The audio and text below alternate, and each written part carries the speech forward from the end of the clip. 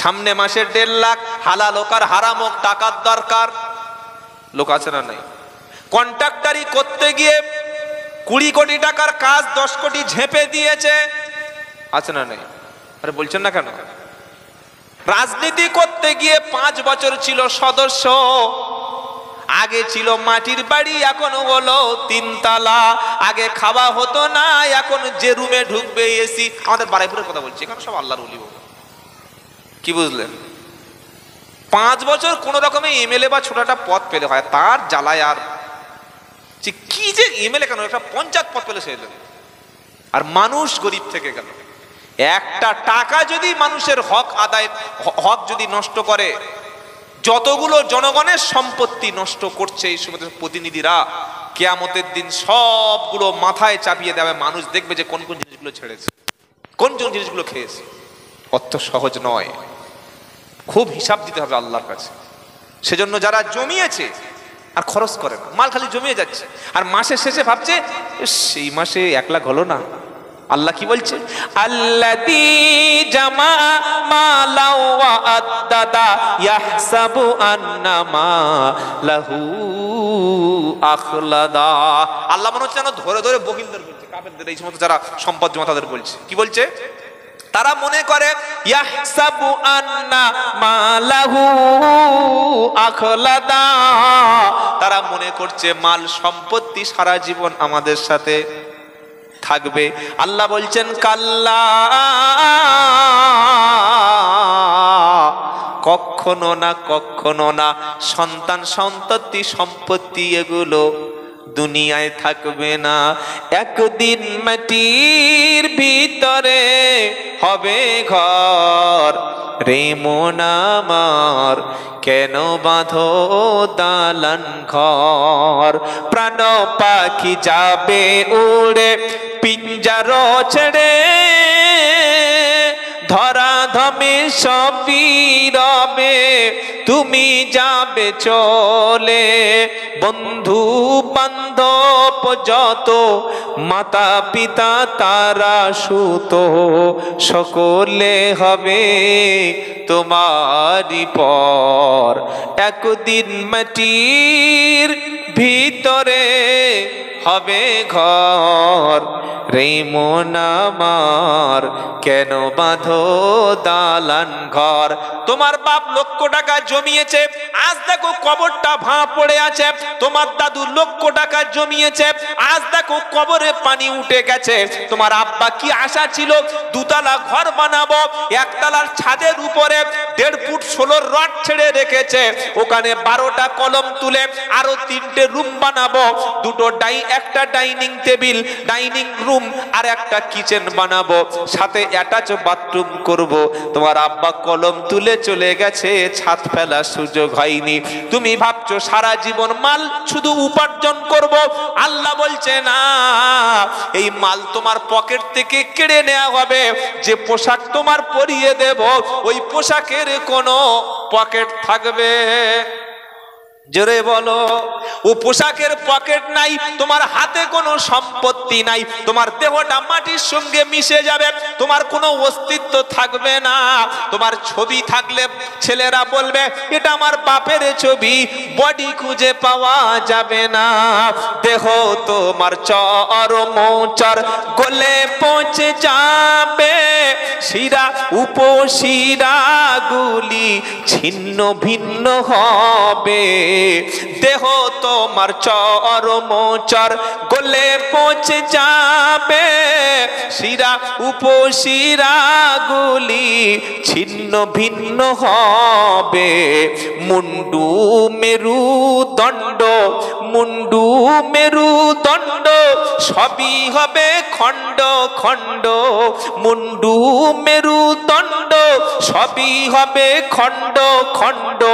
মাটির উপরে পড়ে রবে সব। রে মন আমার কেন বাঁধো দালান ঘর? তবে কবরের ঘরটা যেন আমাদের সুন্দর হয়, সুন্দর বানাবো ইনশাআল্লাহ। যতটা উপার্জন আছে গরিব এতিম মিসকিনকে সদকা করবেন। আর সবচাইতে উত্তম দাম হলো নিজের আত্মীয়কে দান করা। জোরে বলুন সুবহানাল্লাহ। বাপের পিছনে অনেকে টাকা খরচ করে না, মসজিদে 5,000 টাকা দেয়, মাদ্রাসায় 10,000 টাকা দেয়, আর মায়ের ওষুধ কেনার টাকাটা পকেট থেকে বার হয় না। নিজের ছোট ভাই না খেতে পেরে অসুস্থ হয়ে চিকিৎসা করতে পারছে না, ছোট ভাইয়ের পিছনে টাকা খরচ করে না। ওমরা করতে যাচ্ছে বছরে, আজমিরে যাচ্ছে বউকে নিয়ে, জমি কিনছে প্রতি বছর, আর বাড়ির পাশে গরিব বিধবা মা তার 2 মুঠো চাল কেনার টাকা দেয় না। এ মনে করছে এদের দিলে সওয়াব নাই। মসজিদে দান করলে যেমন সওয়াব আছে, একটা গরিব মানুষের ওষুধ কিনে দিলেও সওয়াব আছে। একটা ছেলে পড়াশোনা করবে, তাকে পড়াশোনার জন্য সহযোগিতা করলে নেকি আছে। একটা মানুষের ঘরে প্রচন্ড ঠান্ডা, আপনি একটা এসবেস্টাস কিনে দিলেন, ঘরের মধ্যে কিছু শীতের সামগ্রী কিনে দিলেন, এটাও তেমন সওয়াব আছে। জোরে বলো সুবহানাল্লাহ। আর প্রতিবেশী সম্পর্কে আল্লাহ পাক জিজ্ঞাসা করবে। সেই মুসলমান সবচাইতে ভালো যার প্রতিবেশী হাত থেকে, যে ব্যক্তি যার হাত থেকে প্রতিবেশী নিরাপদ। আপনি বসে বসে ভাবুন যে আপনার মরণের পরে আপনার ঘরের পাশে যাদের ঘর, আপনার ছাদের পাশে যাদের ঘর আছে, ওরা ছুটে এসে আপনার গোসল কাপড়ের ব্যবস্থা করবে, নাকি ওরা বলবে আলহামদুলিল্লাহ শালা মরেছে, ঠিক হয়েছে? কি বলছি বুঝতে পারছেন নিশ্চয়ই? আমার মরণের পরে বাইরের সব লোক বলে আব্দুল জুবার মরে গেছে, হ্যাঁ গতকাল মারা গেছে, ইস মোটামুটি লোকটা টুকটাক খুব একটা খারাপ বক্তব্য করতো না, ভালো বলতো। কি করে মরলো রে? মরে গেছে, কি একটা রোগ হয়েছে, কি বলবে না বলবে না? আর আমার পাশের লোক বলছে ও সর্বনাশ, ওই আব্দুল্লাহ জুবার মতো চিটিং বাজার একটা আছে নাকি, ও তো চিটিং বাজ মৌলবি।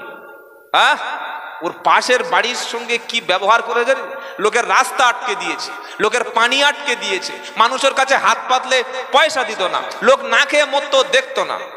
কোনো দাম আছে? আরে বলছেন না কেন? ওটা আমাকে দিয়ে বললাম, এটা সবাইকে বললাম। আমার এবং আপনার মৃত্যুর পরে আমার প্রতিবেশী যদি আমাকে সার্টিফিকেট দেয়, আমার বিবি যদি আমাকে ভালো স্বামী বলে মেনে নেয়, আমার ছেলে যদি আমাকে ভালো আব্বা বলে সার্টিফাই করে, আমার প্রতিবেশী অমুসলিম হলেও সে যদি বলে আরে না রে লোকটা অন্য ধর্মের লোক ছিল, কিন্তু যখন বিপদে পড়ে গেছি সে আমাকে সাহায্যের হাত বাড়িয়ে দিয়েছে, ভাববেন আপনার মৃত্যুটা হয়েছে ইমানের উপরে, আপনি জান্নাতি। জোরে বলুন সুবহানাল্লাহ। বাবাজিরা, আল্লাহ আল্লাহ ভাইয়েরা, জ্ঞানীজনেরা, শুধু মানুষেরা, তো যখন এই 3 জন নবীকে হত্যা করার জন্য দেশের সব মানুষ তৈরি হয়ে গেল, তখন হাবিব নামক ওই গরিব মানুষটা, যে সামান্য একটা সেলাইয়ের কাজ করত, রেশম বিক্রি করত, সে লোকটা কুষ্ঠ রোগী ছিল, লোকটা অসুস্থ ছিল, ওই দূর থেকে শুনতে পেয়েছে যে নবীদের উপরে অত্যাচার হচ্ছে, নবীকে হত্যা করবে, ছুটে দৌড়ে চলে আসলো। অসুস্থ লোক আর কত জোরে আসতে পারবে? কি গো, ছুটে চলে এসে 3 জন নবীর সামনে দাঁড়িয়ে গেল। জোরে বলুন সুবহানাল্লাহ। এবার দাঁড়িয়ে গিয়ে নবীরা যে কথাটা বলেছে, এবার উনি বোঝাচ্ছে লোকদের, বলছে এই 3 জন নবী কি বলছিল? বলছে আল্লাহর ইবাদত করো, আল্লাহর কথা মানো, লা ইলাহা ইল্লাল্লাহ বলো, অন্যান্য মাবুদের পূজা তোমরা করো না, এক আল্লাহকে মেনে নাও। তো বলছে এই কথা বলার জন্য একটা লোককে হত্যা করছে? আচ্ছা, এই যে কথাটা এই 3 জন নবী বলেছে যে তোমরা জাহান্নামের আগুন থেকে বেঁচে যাও, কলেমা পড়ো, মুসলমান হও, এইটা বলে তোদের কাছে ক টাকা চেয়েছে? ক টাকা চেয়েছে? বলছে কই না, পয়সা করি কিছু তো চাই না। বলছে কিছু খেতে চেয়েছে কি? বলছে না, তা চাইনি। তোদের কাছে জমি জায়গা চেয়েছে থাকবো বলে? বললেন না। বললে তোদের কাছে ঘর চেয়েছে থাকার জন্য? বললো না। তাহলে কি চেয়েছে? বলে চাইবে কেন? ওরা নিজেরা খরচ করে কষ্ট করে আমাদেরকে আল্লাহ এবং আল্লাহর দিন ইসলামকে আমাদের কাছে চিনিয়ে দিতে এসছে। বলছে দেখ, যে লোকটা তোদের কাছে কলেমার বাণী নিয়ে এসছে, দিনের প্রচার করতে এসছে, কোনো টাকা চাইনি, পয়সা চাইনি, পারিশ্রমিক চাইনি, কোনো পুরস্কার চাইনি, কোনো বিনিময় চাইনি, তাহলে তাদের কথাটা মেনে নে। কি শুনছেন আপনারা? আমি তো, আমাকে কিছু না কিছু টাকা দেওয়া হবে, কি দেবে সেটা আল্লাহ জানে, আপনারা জানেন, আমি জানি না, না দিলেও কোনো যায় আসে না। কি গো, কিছু না কিছু তো দেবে, একেবারে তো অন্তত খালি বই ছেড়ে দেবে না। তাহলে আমার আসার পিছনে কিছু একটা স্বার্থ আছে। হ্যাঁ, যে কোনো বক্তা আসবে মোটামুটি দেবে একটা কিছু, কি ভাববো না? ভাববো না। আর এই যে 3 জন এসছে, হাবিব ছুটে এসে বলছে দেখ, যে 3 জন তোদের কাছে কলেমা প্রচার করতে এসছে, আর ইসলামের কথা বলতে এসছে, এরা তো এই কথা বলে তোদের কাছে কিছু চাচ্ছে না। কি শুনছেন? আমি কিছু বলতে এসছি, কিছু পাবো, আরেকটা বক্তা কিছু বলতে এসছে, কিছু নেবে। কিন্তু যে তিনজন এসছে এরা তো কিছু নেবে না, তাহলে এদের মেনে নিতে অসুবিধা কোথায়? যদি বাবা বক্তব্যটা করে কিছু পাওয়া যেত, কিছু খাওয়া যেত, তিনজন নবী বক্তব্য করে তোদের কাছে 5 বিঘে জমি চাইতো, তিনজন 3টে দোকান চাইতো, 3টে পুকুর চাইতো, 3টে ভালো কল চাইতো, 3টে ভালো গাছ চাইতো, 3টে বড় বিশাল ফ্যাক্টরি, বড় মার্কেট চাইতো, কিছু চেয়েছে? বললেন না। বলে তাহলে চাইনি যখন, তাহলে মানতে সমস্যা কোথায়? এরা তো একমাত্র আল্লাহর জন্যই কাজ করছে। জোরে বলুন সুবহানাল্লাহ। বলে হুজুর এরকম কথা লেখা আছে? হ্যাঁ, এবার সেটা পড়ছি শুনুন। ছুটে এসেছে কে? হাবিব। কেন? নবীদেরকে হত্যা করবে তিনি ছুটে এসেছেন। কোরআন ওয়াজা, আহা কি কথা, আল্লাহ জানো একদম ধরে ধরে মানুষের সামনে বলছে। মিন আকসাল মদিনাতি রাজুলুন ইয়াসা, শহরের এক কিনারা থেকে, ওই এলাকার একটা প্রান্ত থেকে, গ্রামের অন্য একটা সাইড থেকে একজন লোক ছুটে এলো। ওয়াজা ওয়াজা মিন আকসাল মদিনাতি রাজুলুন ইয়াসা, একজন ব্যক্তি ছুটে এলো, তার নাম হলো হাবিব। লোকটা ছিল, বলে দিয়েছি সব পরিচয়। সূরা ইয়াসিন বলছে ওয়াজা মিন আকসাল মদিনাতি রাজুলুন ইয়াসা, সেই ব্যক্তি দৌড়ে দৌড়ে তিনজন নবীর সামনে চলে এলো। এবার সমস্ত দেশের মানুষদেরকে বলছে, কেন তোমরা তাদের কথা মানছো না? তারা তো কোনো স্বার্থের জন্য কলেমা প্রচার করতে আসছে না, তারা খাওয়ার জন্য তোমাদের কাছে দিন প্রচার করছে না, তোমাদের কাছে কোনো বিনিময় চাচ্ছে না। ইত্তাবিউ মাল্লা ইয়াসআলুকুম আজরা ওয়া হুম মুহতাদুন, ইত্তাবিউ অনুসরণ করো, তোমরা তাদের ইত্তেবা করো, তাদেরকে মেনে নাও, তাদের কথাটা শোনো, তাদের হাতে হাত দাও, তাদের কাছে কলেমা পড়ো, তাদের কাছে তোমরা নিজেদেরকে সঁপে দাও। মাল্লা ইয়াসআলুকুম আজরা, যারা তোমাদের কাছে এই কলেমাটা শুনিয়ে আল্লাহর কথাটা বলে, দিন ইসলামের কথা বলে, তোমাদের কাছে কোনো পুরস্কার চায় না। জোরে বলুন। এবার একটা কথা বলবো, বাবা রাগ করবেন না তো? বলবো।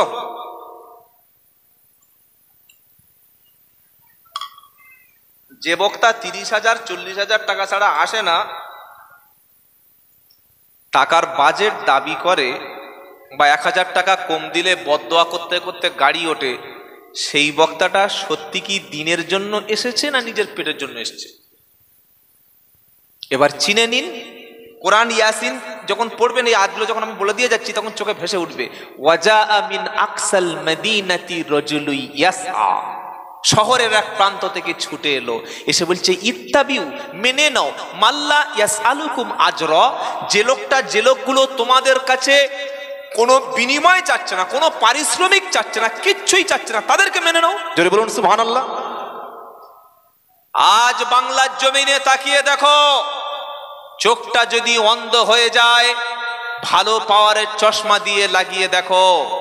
এই বাংলার জমিনে এক সময় মুসলমান বনবিবি থানে যেত, মুসলমান এক সময় তারা প্রত্যেকটা বাড়িতে বাড়িতে সন্ধ্যাবেলা গাছের তলায় প্রদীপ নিয়ে দিত।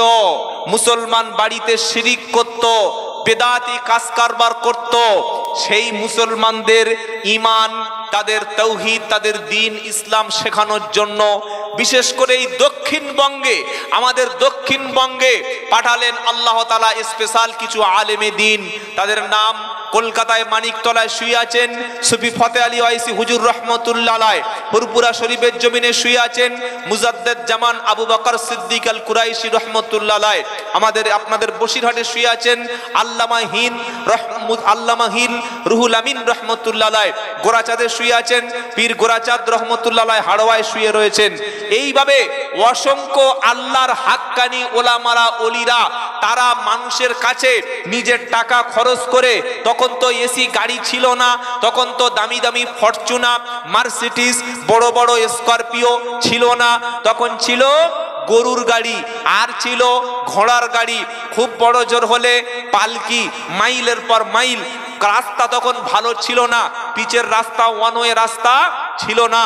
কোথায় হুগলি থেকে, কোথায় মেদিনীপুর থেকে, কোথায় কলকাতা থেকে, কোথায় বাংলাদেশ থেকে হাক্কানি ওলিরা, হাক্কানি ওলামারা নিজে খেয়ে দিনের পর দিন এসে ওয়াজ নসিহত করে চলে যাওয়ার আগে মসজিদ, মাদ্রাসা, খানকা করে যেত। আর কি করতেন তারা? যে টাকা ওয়াজ নসিহত করে পেতেন সেটা নিয়ে কিতাব লিখতো। কোন ভাষায় লিখতেন? আমাদের বসিরহাট আল্লামা রুহুল আমিন রহমতুল্লাহ আলাইহি বাংলার জমিনে মানুষ শিক্ষা দীক্ষার হার একেবারে পিছিয়ে পড়েছিল। সেটা আমরা বামেদের জামানার শেষ যুগে সাচার কমিটির রিপোর্টে আমরা পরিষ্কার দেখেছি শিক্ষার হাল কেমন। তাই আল্লামা রুহুল আমিন রহমতুল্লাহ আলাইহি জাতির হাতে মাতৃভাষায়, বাংলা ভাষায়, mother language, mother tongue Bangla ভাষায় তিনি অসংখ্য হাজার হাজার কিতাব লিখে মানুষের সামনে চোখ তুলে দিয়ে গিয়েছিলেন। মাদ্রাসা প্রতিষ্ঠা করে গিয়েছিলেন। মাদ্রাসায় আলেম তৈরি হবে, হাফেজ তৈরি হবে, ওলামা তৈরি হবে, তবে আপনার দ্বীন ইসলাম টিকে থাকবে। আজকের সেই জায়গাগুলি বর্তমানে আমাদের দক্ষিণ 24 পরগনা, উত্তর 24 পরগনা, এই সাইডগুলি আমাদের দক্ষিণবঙ্গের সাইড। এক শ্রেণীর আলেম টাকা দাবি না করে, মানুষের কাছে পারিশ্রমিক না চেয়ে, দিনের পর দিন না খেয়ে মানুষের কাছে কোরআন শরীফ পড়ার জন্য, মানুষের কাছে দ্বীন ইসলামের বাণী ছুটে ছুটে ছুটে ছুটে কষ্ট করে পৌঁছে দিচ্ছে। যে টাকাটা জনগণ দিচ্ছে সেই টাকাটাই তারা মাদ্রাসা তৈরি করছে, সেই টাকাটা তারা মসজিদ তৈরি করছে, মহিলা মাদ্রাসা তৈরি করছে, তারা বিভিন্ন স্কুল তৈরি করছে। আর হিংসুকের দল, স্বার্থপরের দল যারা ভণ্ডামি করে খাচ্ছে, কারোর 20,000, কারোর 30,000, কারোর 40,000, কারোর ব্যাংকে ফোন পে পুরো টাকাটা দিয়ে দিতে হবে। 2 ঘন্টায় বক্তব্য করে সমাজের মধ্যে এ কাফের, ও জাহান্নামী, ও রস শোনা যাবে না, ওকে মঞ্চে চাপালে আমরা যাব না, খবরদার, এই সমস্ত কথা করতে করতে 2 ঘন্টা সময় পার করে দিয়ে 30 গুণে নিয়ে চলে যাচ্ছে। না করছে মসজিদ, না করছে মাদ্রাসা, না করছে স্কুল, না করছে হসপিটাল, জনগণের কোনো পাশে দাঁড়াচ্ছে না। এবার আপনাদের চোখটা খুলে দেখে নিতে হবে কারা এসে মানুষের কাছে দ্বীন প্রচার করে পারিশ্রমিক চাইছে না, টাকার দাবি করছে না, বরং উল্টে মসজিদ মাদ্রাসা করে দিয়ে যাচ্ছে। আর এক শ্রেণীর হাওর বক্তা 2 ঘন্টায় 20,000, 2 ঘন্টায় 30,000, না আছে কোরআনের আয়াত, না আছে নবীর একটা হাদিস, না আছে সাহাবাদের জীবনী, শুধু সুর আর সুর, গজল আর গজল, ভণ্ডামি আর ভণ্ডামি, কাফের আর কাফের। এটা শুনে কষ্ট হলো? আপনারা সাধারণ নাগরিক, সামাজিক ব্যক্তি, আপনারা সোশ্যাল মিডিয়া ব্যবহার করেন, চোখটা এবার খুলে দেখুন কারা ওয়াজ করে টাকা চাইছে না, কারা মসজিদ করছে, কারা মাদ্রাসা করছে, কারা দ্বীনের জন্য জীবন কুরবানি করছে। তাদের মেনে নেবেন না আমার আব্বা পীর ছিল, আমার আব্বা পীর, আমরা তাদের মানি। তুমি পড়াশোনা করনি, তোমার পাঞ্জাবি শুধু পরেছো, মাথায় টুপি লাগিয়েছো, গলায় সুর আছে, বংশটা খুব ভালো, কিন্তু তোমার মধ্যে টাকার এই খাউটা চলে আসলো কেন? দাদা হুজুর কত টাকা ডিমান্ড করে, কত টাকা দাদা হুজুর হাদিয়া নিতেন? আমি গতকাল এই কথা বলেছি যে দাদা হুজুর কত টাকা ডিমান্ড করতেন ওয়াজের শেষে, মেজো হুজুর কত টাকা চাইতেন, বসিরহাট আল্লামা রুহুল আমিন কত টাকা চাইতেন। বিশ্ববিখ্যাত একজন বক্তার নাম বলছি, যিনি গত বছর তাকে শহীদ করে দেওয়া হয়েছে, হত্যা করে দেওয়া হয়েছে, যার নাম হচ্ছে আল্লামা দেলোয়ার হোসেন সাইদি রহমতুল্লাহ। জানেন না? জানেন না? জানার আব্বা ছিলেন দাদা হুজুর রহমতুল্লাহের খলিফা মাওলানা ইউসুফ রহমতুল্লাহ সাইদি সাহেবের বাবা। আল্লামা দেলোয়ার হোসেন সাইদি সাহেবের এমন কোন ব্যক্তি নাই যে তার চেনে না। তার বক্তব্য শুনে হাজার হাজার লক্ষ লক্ষ মানুষ ইসলাম গ্রহণ করেছে, হাজার হাজার মানুষ দ্বীন ইসলাম পেয়েছে, অনেক মা পর্দা পেয়েছে, মানুষ মুসলমান হয়ে গেছে। বলুন সুবহানাল্লাহ। এই মানুষটা জীবনে একটা টাকা কোনোদিন মানুষের কাছে চাইনি, দাবি করেনি, বরং ইসলামের জন্য জেলখানায় জীবন দিল। মানুষ মরছে। আজকের খবরে সকালে দেখলাম আল জাজিরা চ্যানেল, মানুষ মুসলমান মরে গেছে, আলিম বম্বিং করতে করতে মুসলমানদের শেষ করে দিয়েছে। জানাজা পড়ার লোক নাই, দাফন করার লোক নাই। আমার আপনার কলেমার ভাই, তাদের লাশগুলো কুত্তায় ছিঁড়ে ছিঁড়ে খাচ্ছে, তাদের পক্ষে কথা বলার জন্য কোনো লোক নাই। আর আমরা টাকা, গাড়িতে বসে 1000 টাকা কম দিয়েছে, ফোন করে বলছে এই কিয়ামতে তোকে জাহান্নামে বদদোয়া করে দেবো। আরে হারাম কর, তোর বদদোয়া কবুল হবে? কি গো, বড় পাঞ্জাবি, বড় জুব্বা, বড় টুপি, এটা কি জানেন? কবি বলে গেছে, এ হাল তেরা জাল হ্যায় মকসুদ তেরা মাল হ্যায়, এ হাল তেরা জাল হ্যায় মকসদ তেরা মাল হ্যায়, কি আজব তেরা চাল হ্যায় লাখো কো আন্ধা কর দিয়া। টাকা দেবেন মাদ্রাসায়, টাকা দেবেন মসজিদে, টাকা দেবেন এতিমখানায়, টাকা দেবেন ইমাম সাহেবকে, টাকা দেবেন যারা স্কুল চালাচ্ছে, যারা মিশন চালাচ্ছে, যারা কেরালা মডেল স্কুল চালাচ্ছে, যারা এতিমখানা চালাচ্ছে, তাদের পকেটে নয়, তাদের মাদ্রাসায় টাকা দিয়ে আসবেন। বলুন ইনশাআল্লাহ।